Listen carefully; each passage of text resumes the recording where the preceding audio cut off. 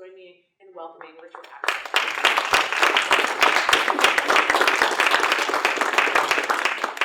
Thank you, Veronica, for your introduction, for your hospitality, for Lynn's, for Krista's. So good to be here, and also thanks to Carter, who suggested that I might come down to speak to you all. Before going on to the prints, let me back up just a bit and give you a little bit of an overview of Kelly's art. Again, to provide context before moving on. I think it's very important to do that, as you will see. For over 50 years, Ellsworth Kelly has been internationally recognized as a leading American abstract artist and one of the most significant colorists of the 20th century. Emerging for recognition in the early 1960s, he made art continuously up to his death in 2015 at the age of 92. During his long and productive career, he received major exhibitions, numerous awards, and public commissions around the world. Kelly was given a definitive career retrospective at the Guggenheim Museum in New York in 1996. Here on the screen, a view across the open rotunda of the museum to the sloping ramps on the far side, with Kelly's art transforming Frank Lloyd Wright's atrium into a jewel box. Although a major sculptor, a major draftsman, and an ambitious printmaker, Kelly was first known, and is perhaps best known to most, as a painter of vibrantly colored geometric shapes. Witness here, orange-red relief from 1990. Kelly's art of emphatic form and radiant colors is a finely realized distillation of observed shapes in nature that the artist finds compelling. Train landscape, for example, to the right, from the early 1950s, is taken from color fields seen by Kelly from a train. Kelly's art is a declaration of simplified and geometric forms, either alone or in interaction with each other. The work of art presents pure shapes and colors in their own right, not as a vehicle for depicting something or telling a story. The theme of shape is further made unequivocal by assertive color and large scale. Color in the paintings, be it saturate, pastel, black, or white, is always immaculately smooth and flat, as it is applied to and made inseparable from a single form. The resulting color forms derive their strength and visual presence from a seamless unity of color and shape. The same is true in the development of Kelly's sculpture, from the early wood reliefs and cutouts to the brightly colored painted aluminum reliefs and pedestal-free works of the late 1950s and 60s. Here on the screen, the 6-foot-high red-blue rocker of 1963. And to the more subdued colorations and textures of the latest sculptures in wood, weathering steel, bronze, or unpainted aluminum. In Kelly's art, things look so apparently simple, are in fact more complex than they seem. This is what catches the eye and holds your attention as much as anything else. Complexity and simplicity, simplicity and complexity. I think we would move on to other things if something didn't catch us here. And what I'm suggesting, it is the color, which is very seductive and extremely important, but it's also how your eye might not tend to move away from the work, because there's a tension in the work itself, the color versus the shape versus the color, or the play of shapes against each other. Kelly's abstraction addresses the senses directly. If awareness of shape, color, and space defines our felt experience in the physical world, this awareness is given a jolt by Kelly's art. If the artist's invitation to be pulled in is taken up by the viewer, the large-scale red, yellow, blue, for example, a multi-panel painting from 1966, can heighten our perceptual awareness of the world through its glowing primary colors, its sheer beauty. Despite the visual boldness of red, yellow, blue, there is no agitation. Kelly's art as a whole is silent and can hold the mind and eye in a contemplative state. I just read last week a text on Kelly in France, his first days there, and I was really caught by it. He said, he got there, this is in the late 40s, 49, he didn't speak much French. And I there's going to be a smile on some of you like, He said, and you know, for that reason, I really didn't talk to most people. And he said, I loved it because it was so silent. And I thought, boy, there's a autobiographical observation which so ties in. And I don't think I've ever used the word silent in talking about Ellsworth's art, but I think it is certainly there. Acknowledged as a major American painter and sculptor, Kelly has also been a distinguished maker of prints, whose graphic editions are integral to his art. He made prints on an ongoing basis since the early 1960s, at the very moment his paintings and sculptures were first being recognized. Yellow Over Black of 1965 is from the suite of 27 colored lithographs. His first published print portfolio produced by Mague Editeur in Paris. Of more recent vintage, Blue, Gray, Red, Green, was released in 2008 by Gemini GEL. In all, the artist created 346 prints over his lifetime, with the majority falling into series or portfolios. In terms of print media, Kelly has explored screen printing and intaglio methods. Here, in examples produced at Tyler Graphics Limited, colors on a grid, bravuro screen print, both technically and coloristically, of 1976. The etching and aquatint wall of 1979, with its subtly toned blacks and grays. Kelly also experimented at the Tyler Graphics paper facility with color and pressed paper pulps in the edition Colored Paper Images of 1976-77, in which colored cotton pulp was spooned into molds positioned on wet sheets of unpigmented handmade paper of the same material. Dark green curves has an unusual bleed of color that diffuses the edges, the sharp edges of form, accidental and uncontrollable effects that Kelly liked. Chance effects have always entered his art.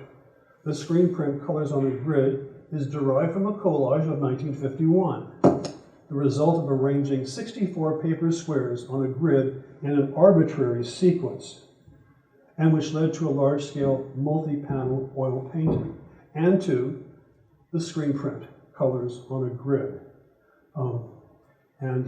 Here Veronica referenced, as I will to Gilles' upcoming talk on Kelly and Chance, I believe on November 16th, as he will, I'm sure, delve into and take a deep dive into.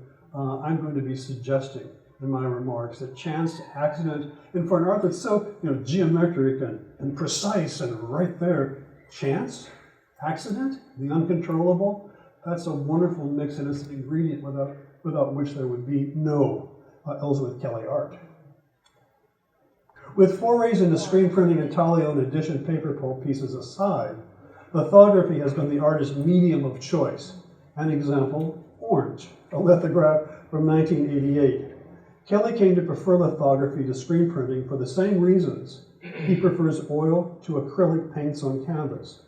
Screen printing inks, like acrylics, can be loud, crisp, and flat. They tend to rest on the surface of the paper more than lithographic inks, which are absorbed. Kelly sees the effect as too inert. Greasy lithographic inks have the richness of oil paints, and for Kelly, an appealing, subdued lightness. It is the transparency and luminosity of lithography that Kelly likes because of the liveliness and radiance the medium lends to the imagery. In 1949, beginning a 5-year sojourn in France, Kelly began to make spontaneous contour drawings of plants, flowers, and fruits in ink and pencil. He would continue to draw these subjects over the years, amassing a large body of work that surprises those familiar only with his abstract paintings and sculptures. Here is a pencil drawing, Rose, of 1983, and an ink and brush drawing, Siberian Iris, from 1989. Kelly, the great abstract artist, is also one of the great naturalistic draftsmen of the 20th century. His botanical studies, known collectively as the plant drawings, are a critical component of Kelly's art. They are intimately connected to his abstract work, both in their simplicity of line and shape, and also in how they declare the artist's commitment to nature. Kelly would begin adding lithographic plant drawings to his pencil and ink ones in the mid-1960s. I could not go on without identifying one of the finest and most beautiful of the plant lithographs, Calla Lily 1. It is comparable to Rose and Siberian Iris in its spontaneity and simplicity, but it is the result of a lithographic crayon, not pen or pencil. Each medium has its own idiomatic characteristics. Okay. Over the years, Kelly produced 72 plant lithographs. Derived from free drawings on transfer paper, these lithographs, along with the ink and pencil plant drawings, comprise a single graphic genre addressing plants, flowers, and fruits. Here you're looking at Caltapa from 1965 and Sunflower One from 2004. In his exploration of graceful natural forms, Kelly delights in the special properties of various drawing media, attuned to the distinctive qualities of line as he moves from pencil to ink to lithographic crayon. As a side note, Kelly created his lithographic drawings while focusing on his subject alone. In this respect, the plant drawings as a whole conform to the academic category of blind drawings. Kelly most never looked down or across to the sheet of transfer paper he was drawing on. He worked quickly. No plant lithograph has ever taken more than 3 to 4 minutes to execute. This is not, here's your motif. You're looking at it. The paper here is doing this. Perhaps a little bit of a sneak, but for the most part, done in one. I mean, when you think of the coordination of mind and eye and how it, there's no separation between what he's saying, what he's thinking, what he's doing, and what he's referring to, and it goes back and forth. It's quite extraordinary.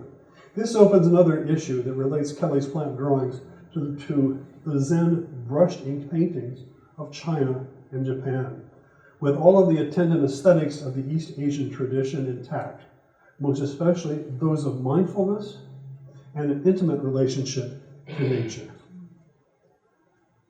Print media itself immediately rephrases in a different voice the abstract shapes found in the paintings and sculptures, executed in oil paint, metal, or wood. In a comparison of purple curve relief, an oil painting from 2009 with a 3-inch deep purple panel joined to a white rectangular panel, I suppose you might, now that I've said it, you can probably see it, but this is not a flat surface of canvas. There are two canvases. There's the white, and then there's the shade purple, which is joined to that. So it indeed is purple curve in relief. And I'm comparing that to the lithograph purple curve. And here, of course, color is a little bit off here, but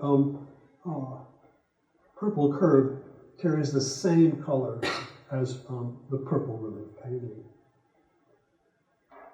There are additional variables between painting and print of canvas and paper, oil paint and ink, and variables of surface qualities and scale.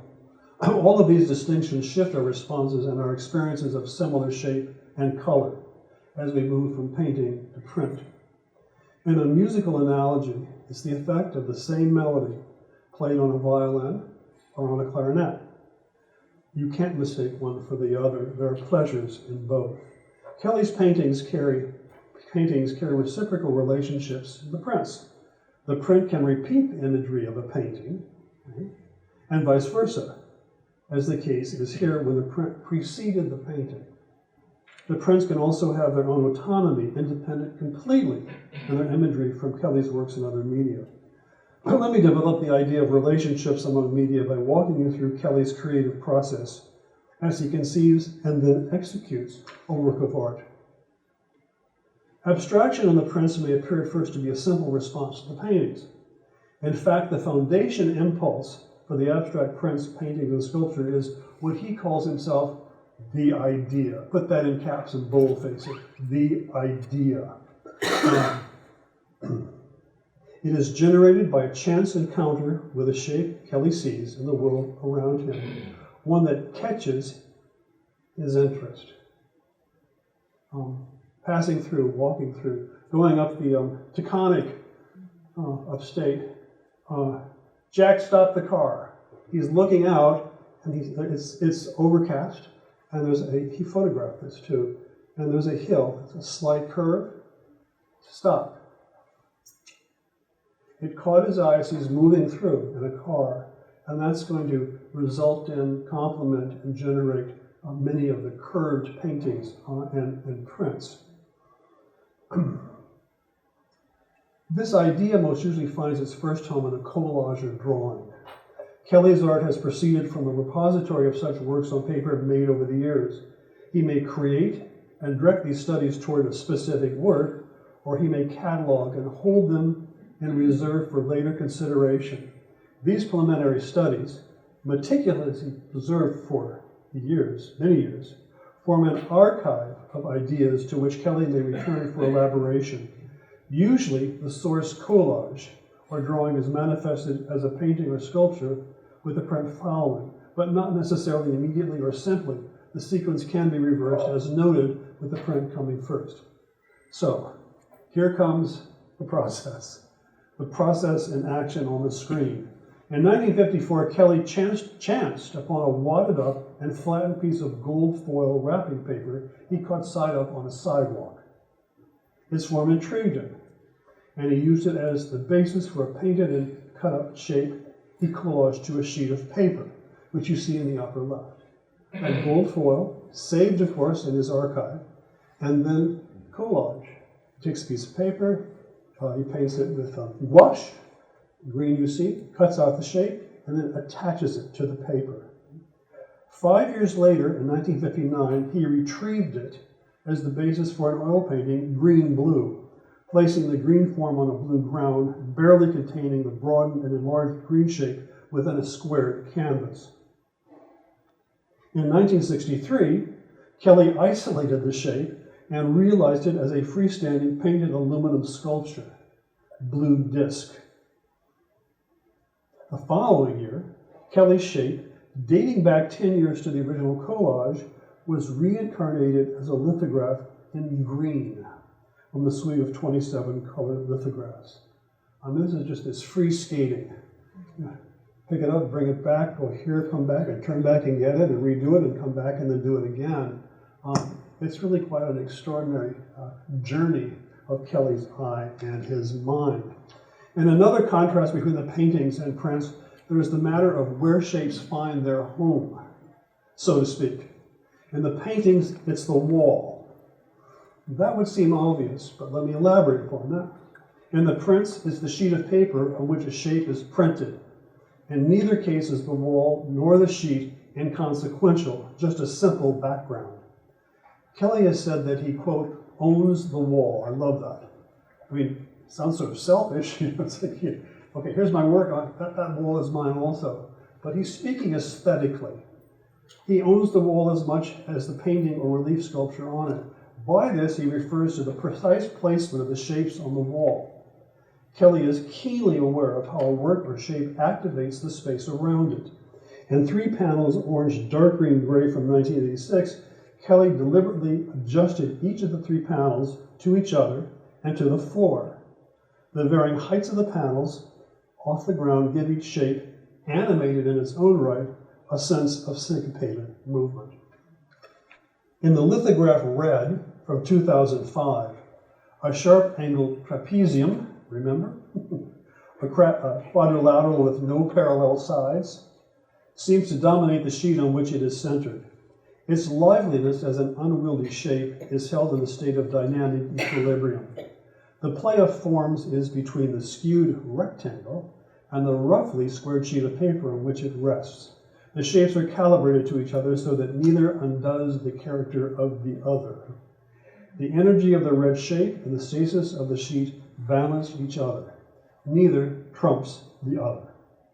The sportive trapezium nonetheless twists and strains to explode out of the confines of the sheet, nearly spinning off balance on one of its corner points.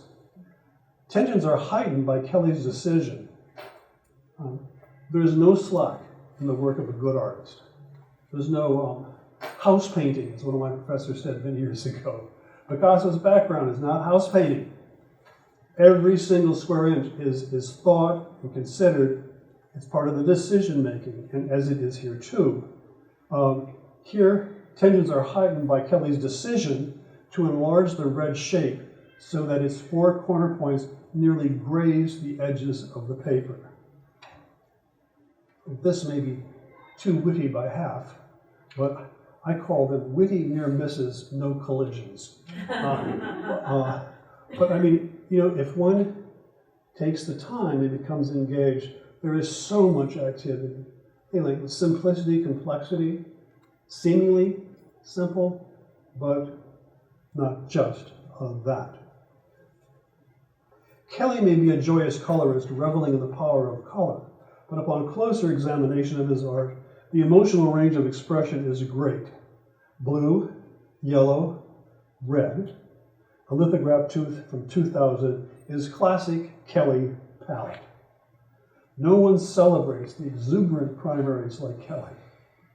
The Mallarmé suite to the right, a single work of art, composed of 4 lithographic panels from 1992, is a horse of different colors. Hues are subdued.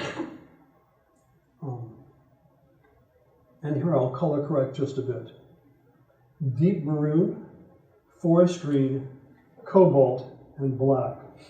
The print is somber in the cumulative effect of the 4 lower value hues, unleavened by bright color. Attuned to each other by their shared color density, they create a dark resonance that strikes a lower register chord in keeping with the introspective mystery of Stéphane Mallarmé's poetry. In this instance, the Mallarmé suite is linked to a deluxe artist book, also published in 1992, that wedded a facsimile of the French symbolist poet's last major poem, A Roll of the Dice Will Never Abolish Chance, of 1897, with a series of black and white lithographs that Kelly prepared to illuminate the text. The black panel in the Mallarmé suite seems especially to establish the expressive mood of the suite of prints and the artist's book. Despite the association of Kelly's work with bold color, black has featured importantly in the paintings and sculptures. More than half of Kelly's prints are black and white.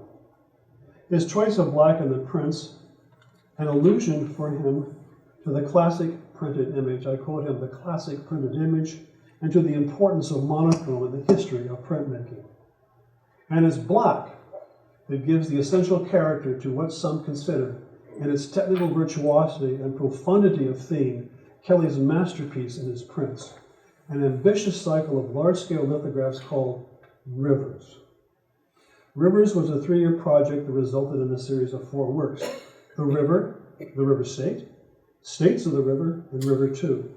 They are all related to each other in imagery and in their physical manufacture, essentially a reshuffling and reuse of 8 gestural lithographic plates that are essentially the building blocks of the series.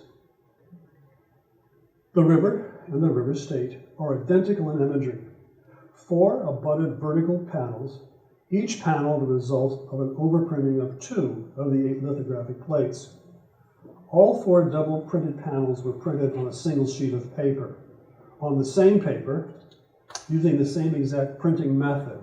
So you're looking, in a sense, at 2 identical prints, again in paper and also in printing method. What differentiates them is the finishing process. The river is mounted on an aluminum panel and installs directly onto a wall, this far out from the wall. The river's state below is laminated to foam board and presented in a white painted frame. And these prints Kelly worked on a monumental scale. The river and the river state 1 measure 3 by 9 feet. The prints are not continuous fields as images. They are fragmented. The implied grid, but seemingly cannot contain the disjunctive energies that animate a sense of the quick, swirling movements of water. Here we enter into the art part. There are references and allusions and ideas here at play, in addition, conjoined to the image that we see. The 8 state editions, and you're looking at 8 different single prints. You're looking at the building blocks, the ABCs of the rivers. The 8 state editions of the Rivers project reveal the 8 component parts of the river, river state, and river 2. Each state is the printing of one plate, showing more clearly the texture patterns that are made denser by the double overprintings of the river and the river state 1. Each of the state editions names a great river from 5 of the 7 continents of the world. The choice of rivers, Rhine, Nile, Thames, Amazon, Mississippi, Hudson, Seine, and the Yangtze, was personal and no way meant to be comprehensive. For Kelly, who lived a half hour from the Hudson River in upstate New York, the Hudson, although not a major world river, was as meaningful as the Yangtze, which he had never seen. Kelly himself and River 2. River 2 prints 4 plates individually on 2 separate sheets of paper and stacks them in 2 registers 4 above 4. With the lower left plate, now this might seem like a little too much arcana, like that's a little bit too specific. The lower left plate was accidentally flipped by the printer. The sous chef wasn't paying attention, but guess what? Kelly liked it. He liked the element of accident here, which he kept it. He didn't have it corrected. Each horizontal sheet was mounted to an aluminum panel, and the 2 panels joined together to create a single image. The scale here doubles the river and river state to a grand 6 by 9 feet, befitting, as does the entire Rivers project, the epic nature of Kelly's theme. It was only after examining early proofs of the river that Kelly decided on the name of the project. Thinking back to an experience he had in Basel while overseeing an exhibition of his work at the Baylor Foundation, he thought, the image is just like the Rhine. Here you're looking at a view of what's called the Middle Bridge in Basel that crosses the River Rhine. Kelly was remembering a moment one evening on a hotel terrace overlooking the Rhine when he glanced down and caught the lights from a bridge reflecting off the swift currents of spring floodwaters coursing through the city of Basel. For Kelly, a chance perception later engendered the title of a major work of art. The river once again. Kelly sees chance as a governing principle in nature. The use of accident as a strategy to make art is a way to connect to nature's processes. The prominence of chance in Kelly's art, both abstract and representational, asserts a personal stance with respect to reality. The notion that a fluid or changing nature is engendered by random events. Like the Greek philosopher Heraclitus, who understood flux as central to the universe, Kelly appears to subscribe to the formulation that, quote, nothing is permanent except change. The Heraclite worldview was without constants. Later writers and artists understood this philosophy to be fundamentally melancholic in its denial of order. The dark expressiveness of the river's prints embodies this. Just a quick aside, some of you may be familiar with Raphael's School of Athens in the Vatican. He gathers in this grand setting the major figures in ancient philosophy, right? And Heraclitus is included. And where's Heraclitus? He's not with the guys. He's on a stair by himself. And he is doing this. You can barely see his face, it's all in shade. And here's the clincher. Do you know who posed for Heraclitus? Michelangelo. So here, early on, is a sense that Heraclitus' view on the world did have indeed a rather discomforting dimension to it, which opposed order, logic, and the predictable. The Rivers Project is linked to Kelly's night on the Rhine. Interestingly, the name Rhine, I'm such an academic here, always will be, I'm recovering, but still an academic. The name Rhine derives from the Proto-Indo-European root for move, flow, run. which is also the root for river. Fitting that on two accounts, biographical and linguistic, that the first of the state editions is the Rhine. For Heraclitus, the river was a metaphor for the mechanics of an eternally shifting universe. As he said, and this may be familiar to some of you, you never step into the same river twice. For Kelly, unpredictability is the essence of nature and the genesis of his art. To the extent that Rivers speaks to the mysterious fundamentals of nature, Kelly's series is imbued with a spiritual quality that addresses the larger scheme of things, a dimension that applies to the entirety of his art, the paintings, the sculptures, the plant drawings, and the prints. Kelly's abstraction asks of its viewer an attentive, mindful state. It requests a slow read, which I'm cribbing from a French literary writer. I love that, a slow read. It's not finishing the book in 3 minutes. It's savoring every word as you move through. Kelly's art requests a slow read with no invitation to distraction. Another great American abstract artist, Agnes Martin, once replied to a friend who was impatient with her minimalist and subtle compositions. I can just hear her saying this. Just sit down and look. I've been so tempted to say that to many students. They came to me in the gallery, which I will not embarrass myself by telling them, just look. If one is willing to enter into Kelly's world, the mind is quieted into a contemplative state. All is washed away, save our most fundamental connections to nature through shape, color, and light. You're looking at a fan-shaped, painted aluminum relief of Kelly's entitled White Curve. It was created in the early 1990s, along with 3 other squared white panels for Memorial, an installation at the U.S. Holocaust Memorial Museum in Washington, D.C. After visitors make their directed way through the museum and its wrenching testimonials to human tragedy, Memorial is the last space visitors pass through before leaving the building. Kelly's serene installation is the most moving of visual blessings to rest in peace. White Curve quietly suggests angelic wings, the wings of a bird ascending into the light, flooding the room from a skylight above. Such is the meditative character, too, of Kelly's prints. Kelly's many flowers in his plant drawings and prints, such as the lithograph Cyclamen 3, on your right, evoke the momentary beauty and fragility of the flower in art and literature as an emblem of life's brevity and the inevitability of death.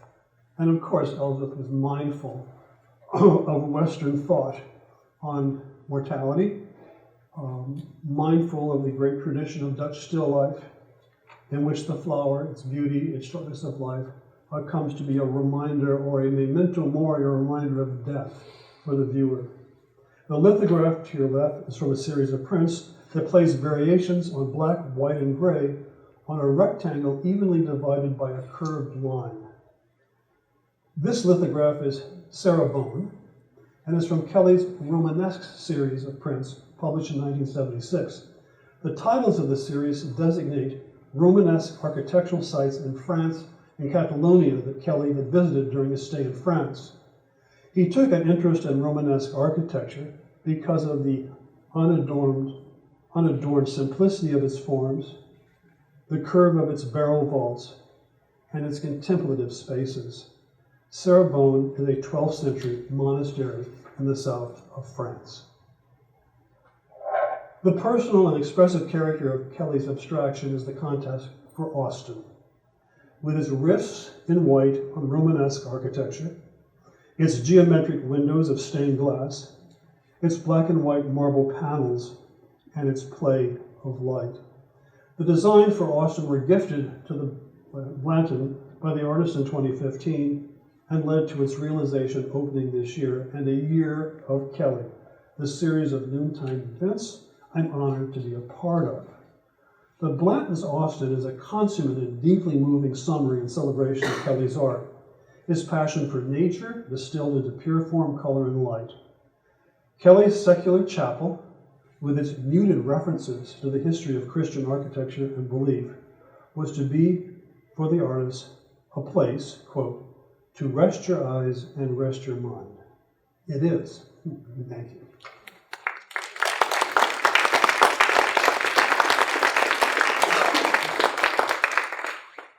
Thank you so much. Well, thank you, Brian. We have time for questions if anyone would like to take a moment to ask any.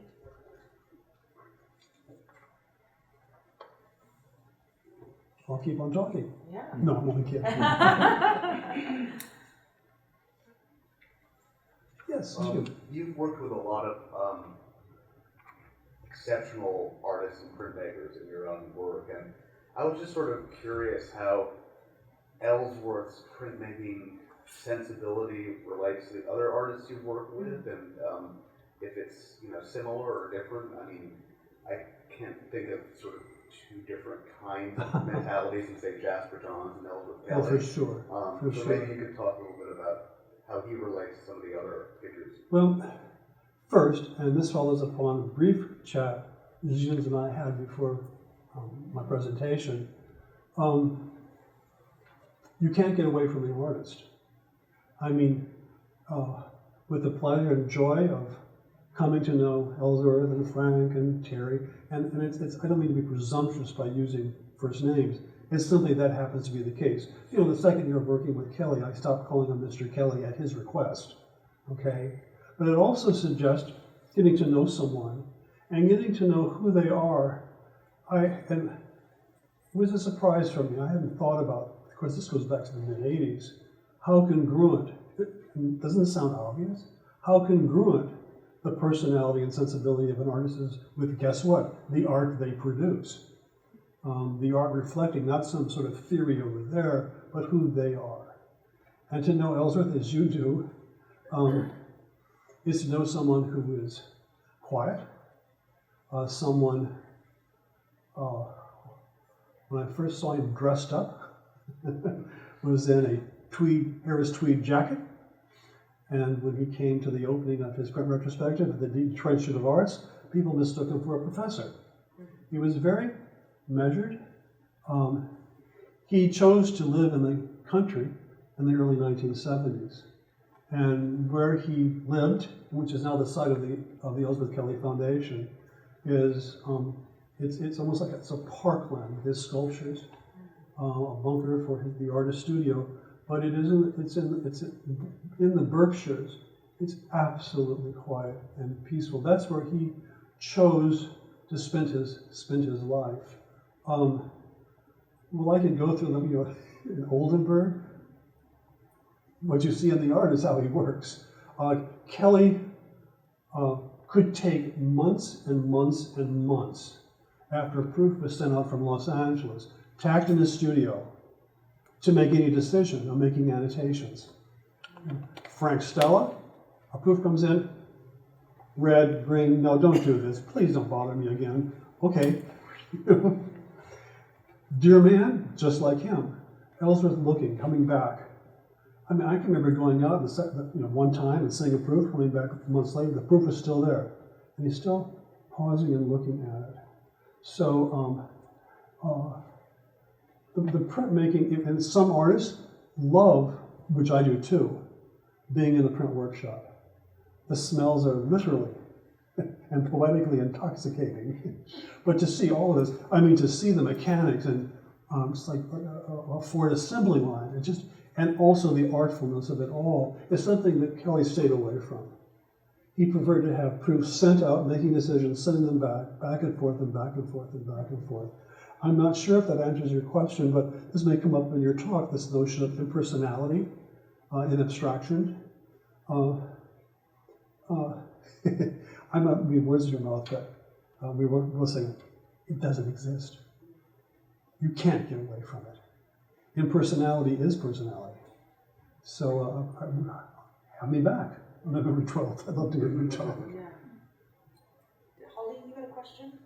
Well, you kind of got to that a little bit, but I was just curious about the actual physical production of the prints and if he's sending drawings, I mean, you alluded to it a bit, maybe you could talk about the variety of types of printmaking he engaged in and how physically they were produced. Well, the physical making of prints for the kind of artist, printmaker that Kelly is, does not involve the artist's physical participation. This was a tradition which is European, which was introduced to us in the States, pretty much so with some qualification in the late 1950s and 60s when we were on the cusp of an American print renaissance. The model is the peinture graveur in French, painter printmaker. And here's where an artist who is not a printmaker comes in with, as Picasso would, with a gifted master printer. And the two would be in collaboration. If you see it in action, it would certainly calm one's fears. There's a certain dispassionate disconnection, like he doesn't make his prints. There's constant involvement from the very first proof. So the whole process of proofing, and this, and that, nothing happens except without the artist say so. It's not Salvador Dali sending 500 sheets of pastel blue French paper to Brazil and having them print on it. And then it's put in commerce. There's some great prints by Dali, but that's one example of the commodification gone askew, okay? This stands in direct opposition to what had been the American tradition, academic tradition, which was at odds. And that is, when you go into a university printmaking department, the printmaker conceives and executes the print. And that's led to glorious prints. But can you imagine the antipathy between the two? That's not a print. You make it.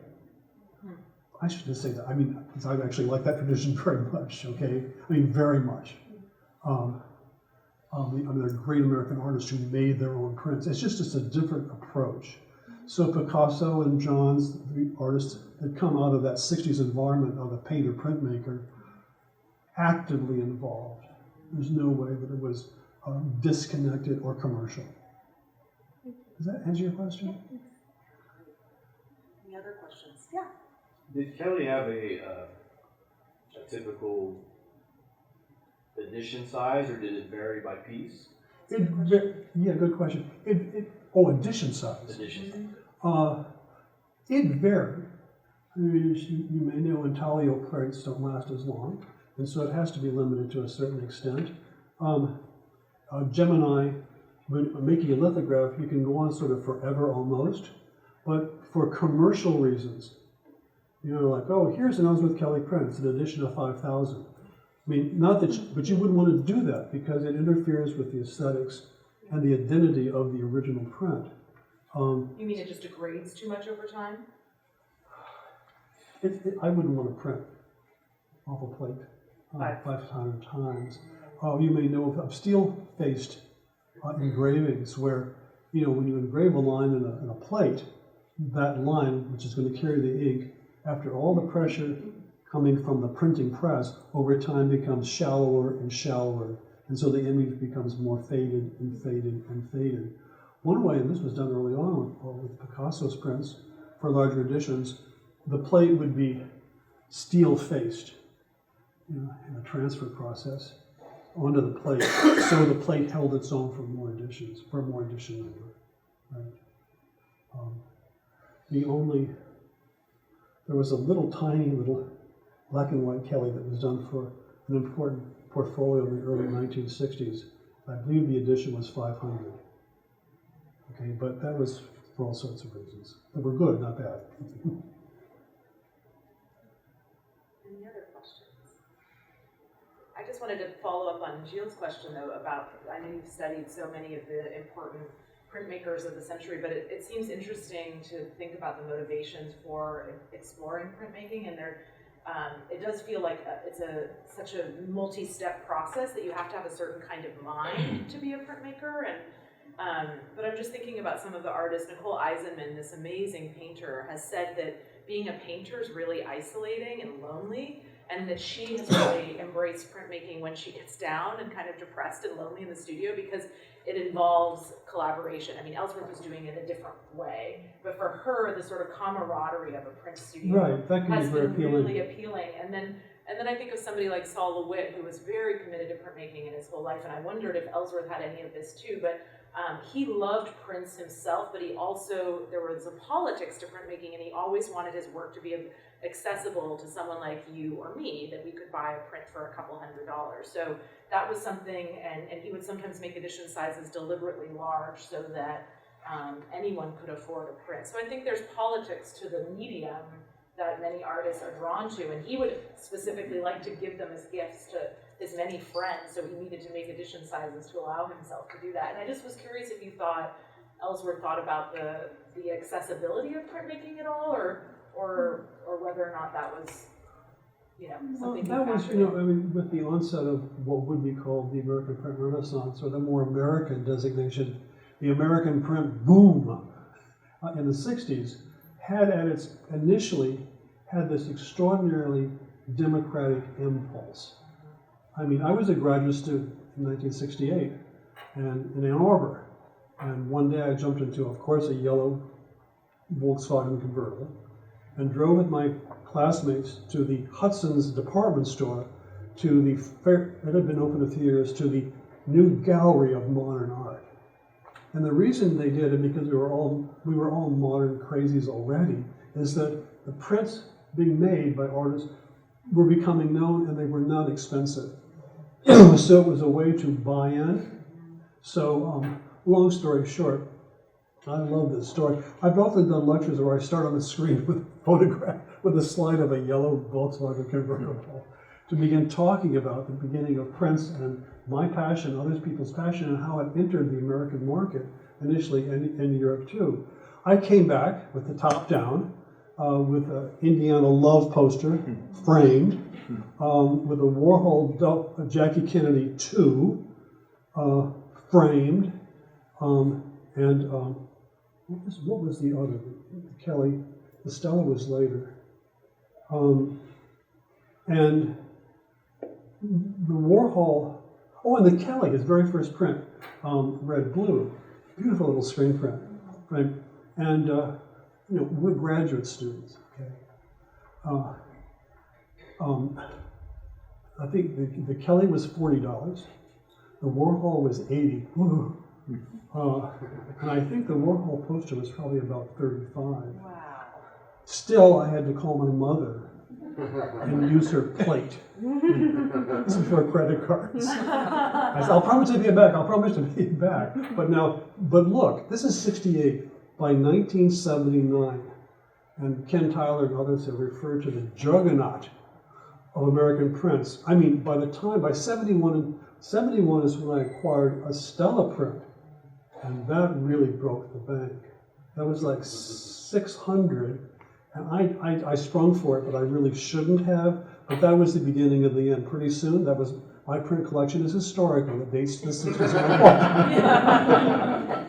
Well, that is a wonderful story to end on. So thank you all so much for being here. And Thank you so very much. much.